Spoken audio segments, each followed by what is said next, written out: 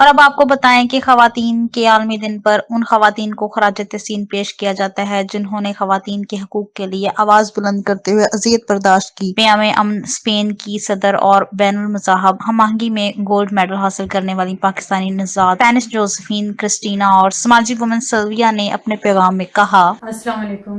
मैं Josephine Christina, सदर क़याम अमन स्पेन, ख़वातीन के आलमी दिन के मौका पर उन ख़वातीन को खराज तहसीन पेश करती हूँ जिन्होंने ख़वातीन के हकूक़ के लिए जदोजहद की। आज ख़वातीन ने हर मैदान में अपनी सलाहियतों का लोहा मनवाया है। ख़वातीन को चाहिए कि वो अपने हकूक़ के लिए जदोजहद जारी रखें। Hola, buenos días.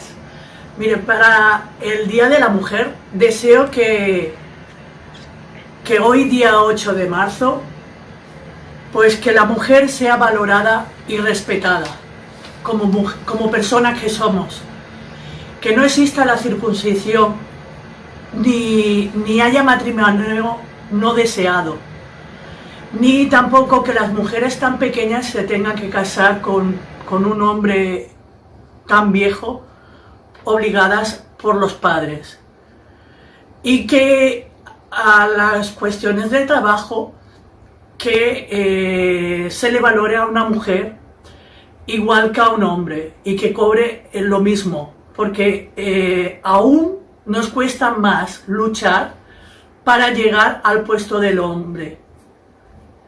Y yo he sido vigilante en el metro de Barcelona y me ha costado muchísimo hacerme respetar. Gracias a mi altura, pues por suerte me han respetado muchísimo porque mido 1,85 m, pero sé que las bajitas han tenido que sacar más carácter para hacerse respetar.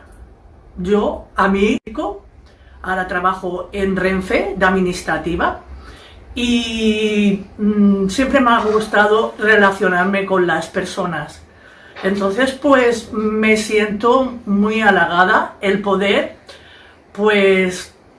comunicar con las personas y ver que, gracias a Dios, el mundo está cambiando un poco y necesita más cambio. A ver si lo podemos conseguir, de verdad.